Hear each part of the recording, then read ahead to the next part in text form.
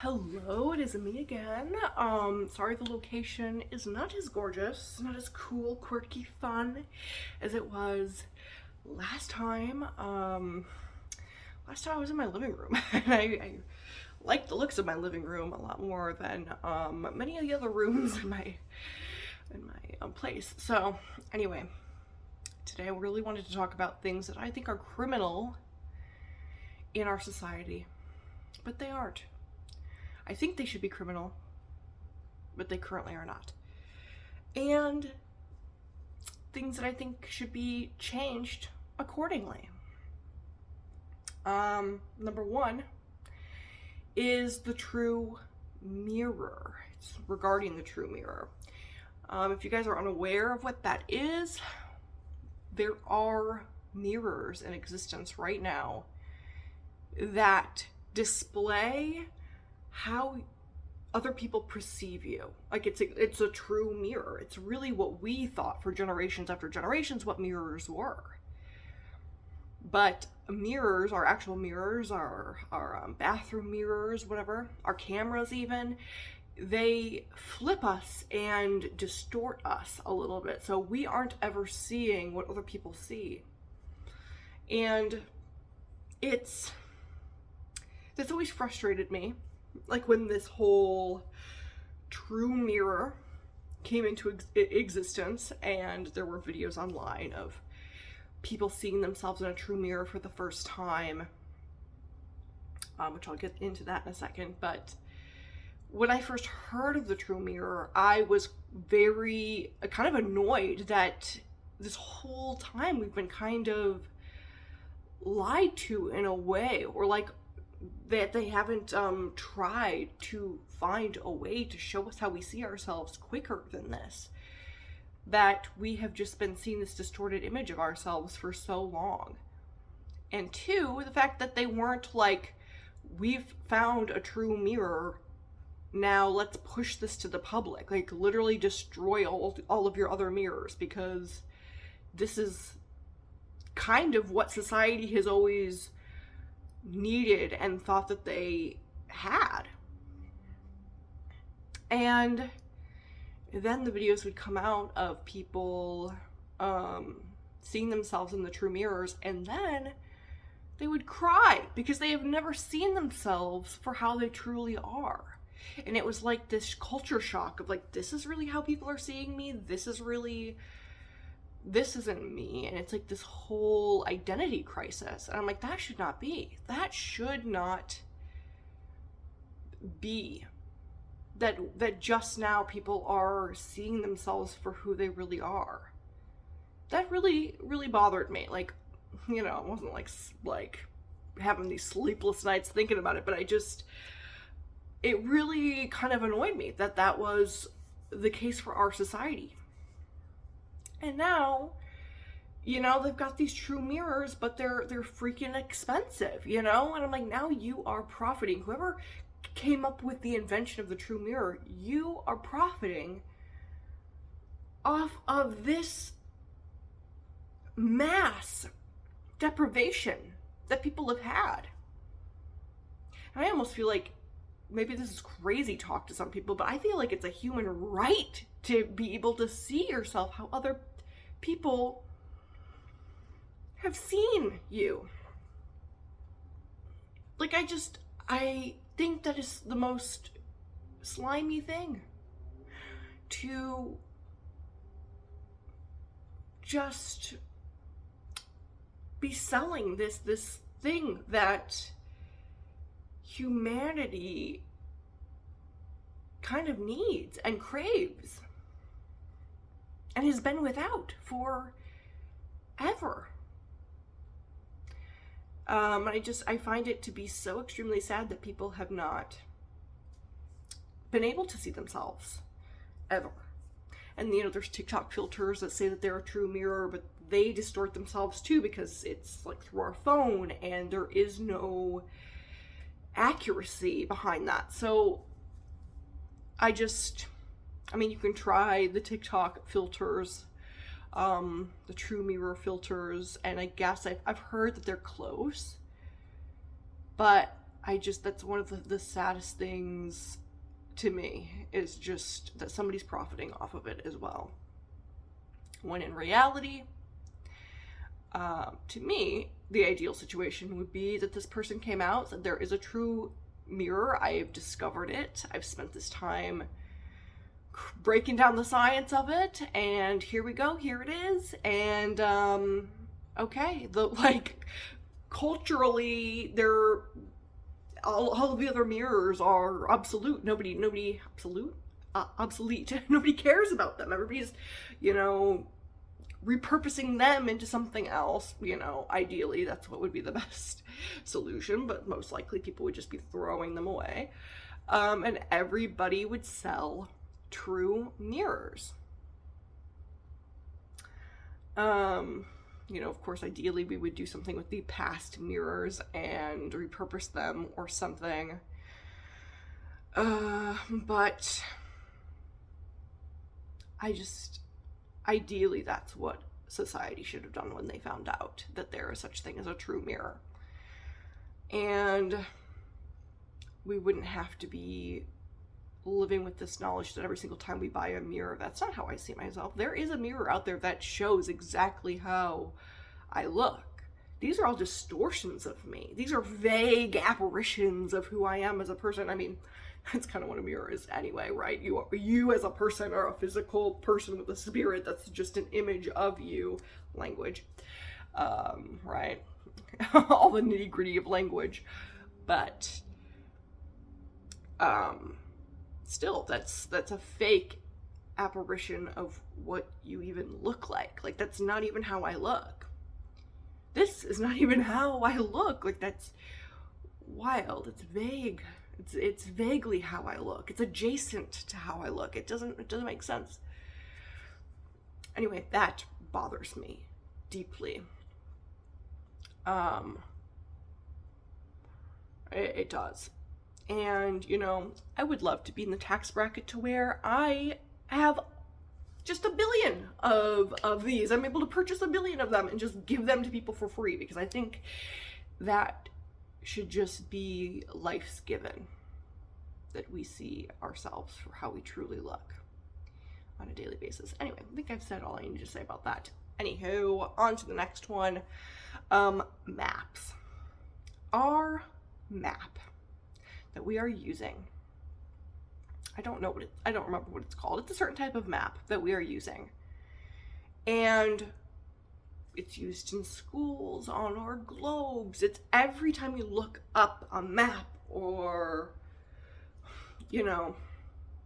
regions of the world, you will see this particular map where all of the continents are the specific size in relation to each other, and the seas and the oceans are a specific size in relation to each other. But there's another map. There's another map that is not perfect, but far more accurate. Like, way more accurate. It's the most accurate map that we currently have in existence. And we are not using that. Why? It's called the orthograph, I believe. Orthograph. Look it up. Look it up and be shocked. Be wowed. Because the first time I found this out, very similar to the true mirror, I was blown away at the fact that this is in existence and we're just sitting on it. Nobody at any point decided to go, hold on, we have a more accurate map. Maybe we should be mass producing these on globes, mass producing these in our classrooms. Why? Why are we not? Watch me go down another rabbit hole about school, because I am anti-public school. Really anti-normal school education, but that is another topic for another day. But I can easily see where this is going to derail me into that topic. But we are claiming, because this blew my mind. I was like, you mean to tell me that this isn't accurate? You mean to tell me that this is yet another thing that I was sat down in school, my entire existence of school was shown this map during geography lessons, during whatever, and told that this is the map, this is our world. How Truman Showy is that? Come on. Come on. Is that not the Truman Show right there? Is that not a little weird that we're just telling these kids that, well, they're not wrong. It is the map. It's not the world. That's not what our world looks like. Is it a wonder? You know, I've been seeing a lot of creators on here or on YouTube and TikTok and other platforms who are from Africa, different countries in Africa. And it is wild just how many people don't know that Africa is a continent. It's wild. It's wild. And these creators are having to come out and kind of repeat the same or answer the same questions over and over about their beautiful continent and the regions that they specifically live. We have so little information about it. And when you look at just how our maps are, I think that can kind of give us a clue as to why we have so little understanding of things beyond our own country. I mean, first off, you look at the orthograph in America. The United States of America is far smaller than we are led to believe on our typical standard maps. And Africa, you know, growing up, I never realized how big Africa was, ever. And is it a wonder? Because our maps don't show it to be that huge. And it's massive. Go take a look at the orthograph, man. It's wild. You start to see things distorted in a different way. You're like, this is our world that we live in? This is our world that we live in. And we've just been living a lie. We've been taught a lie. Wild. Wild. Why have we not implemented that in schools? Why have we not? When we're teaching mass numbers of children, of not just children, people who eventually become adults, functioning adults who make decisions for our world and our country, why are we not making it our highest priority to teach them the truth, the most accurate truth that we have? Why are we not making that a priority to show them accuracy? I mean, it might not be, the orthograph might not be perfect, but it is the most accurate that we have, and it is significantly different than the map that we use. Something weird about that, no? I don't know, that makes me a little heated, as you can tell. I swear there was some other thing that I was going to talk about, but perhaps there isn't, because I can't think of it right now. Just a minute, hold on. Okay, I do have a few more. Next one is daylight savings. Okay, I know this is a very commonly talked about phenomena. I don't know, subject. But yeah, why are we still doing this? Why are we still doing daylight savings? I've heard different theories from different people on why we still do it. But at the end of the day, the general consensus is that we don't need it, right? And the fact that there is so much talk about the potential whys means that there isn't a concrete why. You know, I think that's kind of interesting. And every year, the past 1 or 2 years, the past couple of years, they have been pushing it back further and further, but there's been talks about doing away with daylight savings in the United States of America. So that is interesting, and we will see what will come of that. I wouldn't be surprised if they do, and that'll be huge. It'll be kind of a crazy happening, right? We're going to be living in history. I mean, we have been truly the past few years living in shocking history, but that will be history. You know, we'll be able to tell our kids we had to save the daylight. You don't understand. Your grandparents had to walk in the snow both ways, but we And them. We all had to save the daylight. You don't understand what that was. They're like, what? I just like to imagine what that would be like telling other people, because it's like, why did, and then the question pops up, why did you guys do that? We don't know. None of us knew. We just did it. Why? Lord knows. And we obeyed it, we listened to it, we grew up with it generation after generation, until one day people started questioning more and more, why are we doing this? And it stops. I'm sure there was a very concrete, well-known purpose at one point for it, I would assume. But culture has changed so much, and it's fascinating that we all do this thing every year that's kind of a pain. And at no point somebody was like, okay, maybe it's time. That one's just one of those things where I just think that's crazy that they make everybody do this thing. Everybody. Okay, everybody, I mean, you're not forced to, but it is, we are all living by this. Like, our culture is living by this rule. And so you either don't just change your time to match ours and completely miss out on society and be backwards for half the year, or you comply. And those are the options.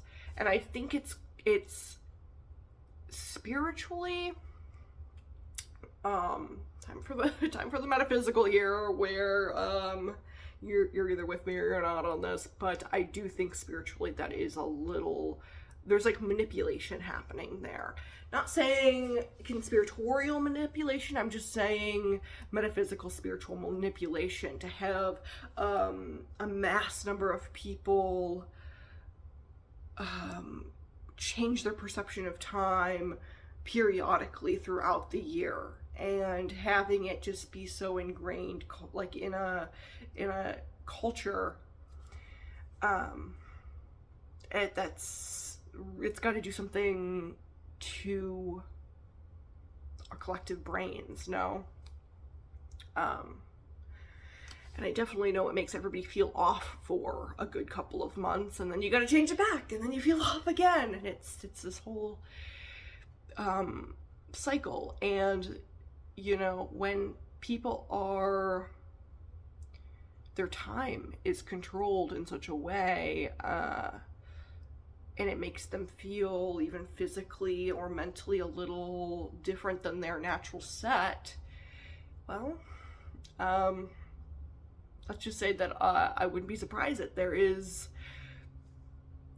you know, I don't know, it wouldn't surprise me if we're more susceptible to control of some sort, or more susceptible to